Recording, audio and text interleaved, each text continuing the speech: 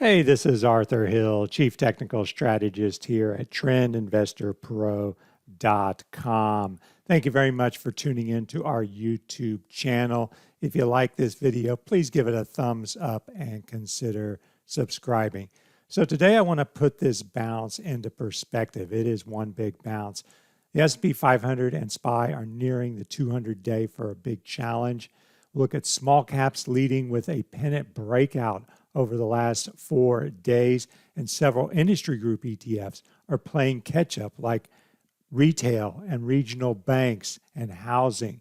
And then I want to put this into perspective with some weekly charts for the 5 offensive sectors using some longer term trend indicators. And these indicators are still showing a bearish configuration longer term. So the short-term uptrend is extending again this week, and it looks like the siren song of the 200-day moving average is coming into play, and the S&P 500 SPDR is gravitating towards that falling 200-day moving average. I still think it's important that we keep this bigger picture in mind, in the fact that we had this huge decline and we've got a huge rally, but it still hasn't broken above the 200-day, and the 200-day is still falling. So as strong as this advance seems, it is still looking like a counter trend advance. Now, towards the end of the month and beginning of the following month, you usually get some inflows coming in, and that could be pushing the market higher. We've also got a Fed meeting this week, and that could be buoying the market, as well as fiscal stimulus, blah, blah, blah. But that's all the fundamental stuff. But still, from a technical standpoint, you have a breakdown and you have a counter trend advance. And the breadth models that I use have not turned bullish yet. It takes more than a counter trend bounce to turn the breadth models bullish.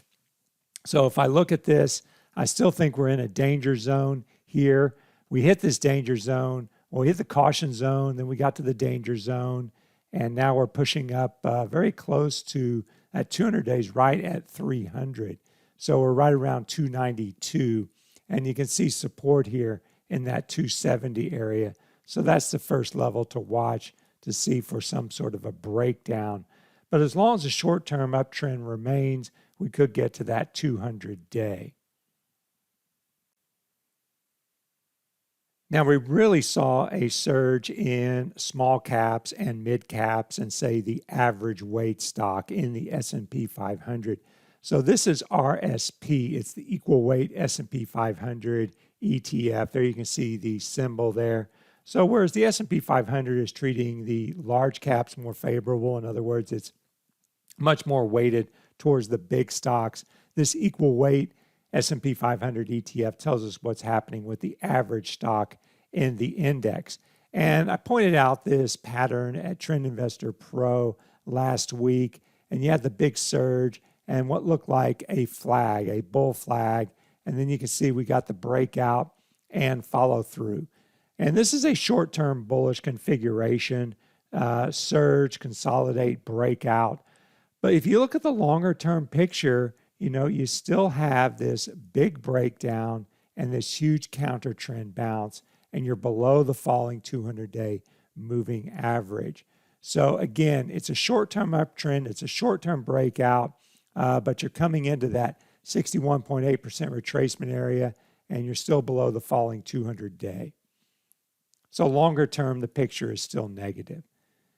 If we look at mid caps, we can see a pennant was forming. There we have the contracting trend line. So basically you have a surge, and then you have a contraction there, a consolidation, and then the breakout.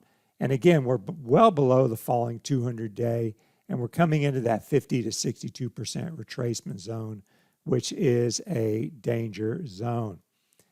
And then if we look at IJR, there is a pennant as well and a breakout, and moving towards the upper line of that channel. I wouldn't call that really resistance. I use those lines kind of identify the pattern at work. But IWM was the one that first started it off. because you can see IWM here, and this pattern was pointed out at Trend Investor Pro. We had this surge and this pennant, and we got the pennant breakout, and then look at that follow through on Monday, Tuesday, and Wednesday. But again, I still call it a bear market bounce. We're below the falling 200-day moving average, and we're just now entering that 50 to 62% retracement zone. So as powerful as this advance looks, it's still in the realm of a bear market rally. So we're also seeing these lagging sectors play catch up. Last week, I talked about the equal weight finance, consumer discretionary, and industrial sectors were lagging. And today I'm going to show you two of them that are perking up today over the last 3 days with a big bounce. Because if you look at finance, it was down and it had yet to bounce. It was still in the midst of a short-term uptrend and was finding support there around 21 and then got this lift off here off support. But in the bigger scheme of things, it is still lagging. It's well below the 200-day. But with this breakout, maybe it gets to the 50 to 62% retracement zone here. And then if you look at the industrials SPDR, it was also forming a pennant formation there. So there you can see the surge and the consolidation with the pennant and then the breakout. And so that target zone would be somewhere in that 66, 68 area, which it's nearing right now. So if we look within the industry group ETFs, we're also seeing a lot of groups that were lagging a bit, playing some catch up with big moves over the last 3 to 5 days. Here is iPay, and it was dilly-dallying around that 38% retracement when some of the other tech ETFs were already near their 61.8% retracements. But iPay did form a bullish pennant and got the breakout actually on Friday. Tried to on Thursday, but fell back and then broke out on Friday. And there you can see Monday, Tuesday, and Wednesday so far. But again, it's still below the falling 200-day and entering that 50 to 62% retracement zone. Housing is one of these groups that I would associate with small caps, mid caps, the domestic economic situation. And if we look at this chart here, and I'll go ahead and do a live annotation here, we can see that it's making a big surge the last 5 days. It fell back to support, firmed, and then got this big lift off. But, overall, it's still below that falling 200-day, and it's entering that 50 to 62% retracement. So, if you're going to pick a bottom, pick it near the bottom. I think this is a pretty precarious spot that we're entering right now and would prefer to be neutral as we head towards this 50 to 62% retracement zone, and we are below a falling 200-day moving average.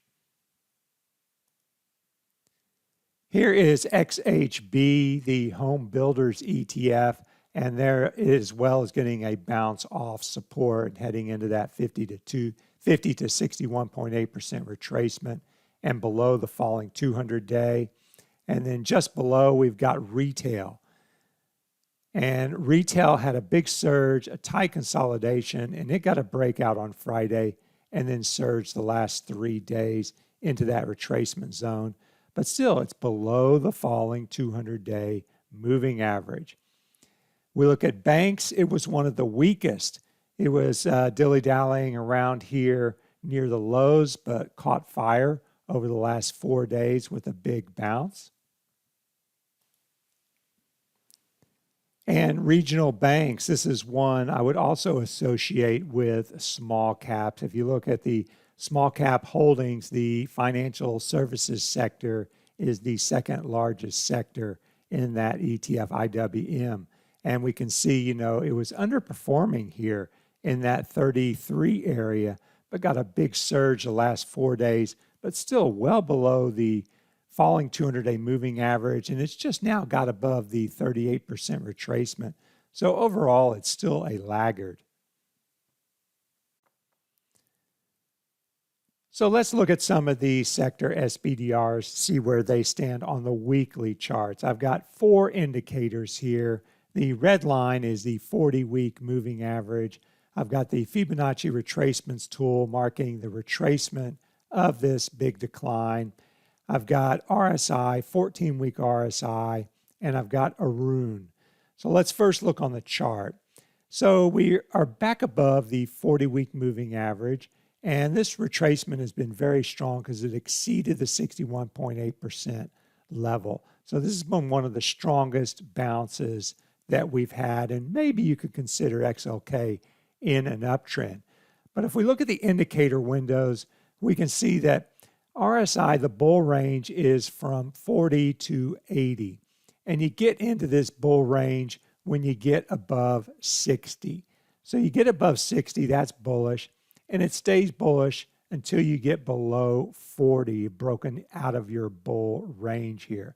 You can see here's when we broke in, it's in November when we broke into a bear range, and then we got back into a bull range in March.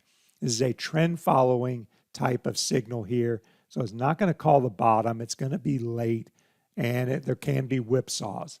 But right now, you can see it moved into bearish mode in March there, early mid-March, and it is yet to move above 60. It needs to get up above 60 to put RSI in bull mode. And then Arun down surged to 100, which means you hit a 13-week low. And that's obviously bearish. And you can see that's Arun up, and it hits a 13-week high when it gets to 100. That signals a 13-week high. And until we get a move up in Arun up and a 13-week high, this indicator remains in bearish configuration. So both of these indicators, I think, are still in bearish configurations. Now the next is XLY, and you can see that it had a big breakdown and a big advance led by Amazon. It's above the 61.8% retracement and just below the 40-week moving average, which is turned down. So yeah, it's not really in a bullish configuration there. And you can see RSI broke into bear mode there at the end of February below 40, and it is yet to break above 60. And Arun down hit 100 at the end of February. So it's in a bearish configuration. And this is a longer term trend indicator. Now we look at finance, XLF. It broke down as well. It's well below the falling 40-week. It has yet to exceed the 50% retracement.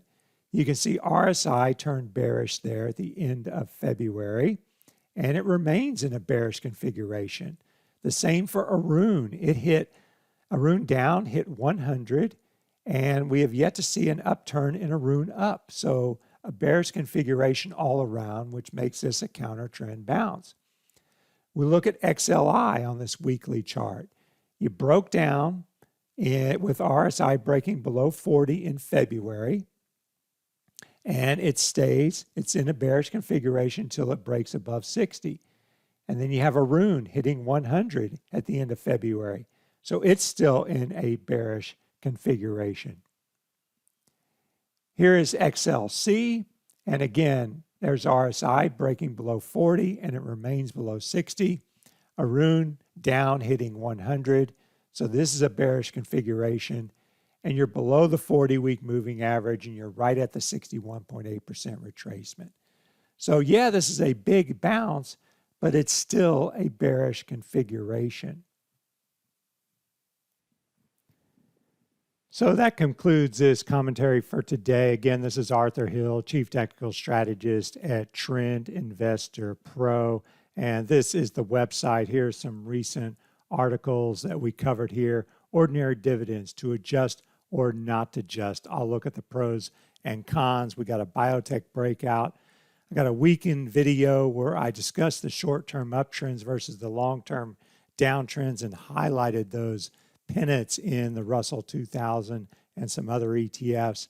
And then, of course, Thursdays I do the ETF ranking and grouping report, and I've got a ranking system using 125-day closing stochastic. So come take a visit and check it out.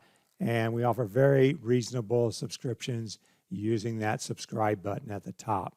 So thanks very much for tuning into that video, and have a great day.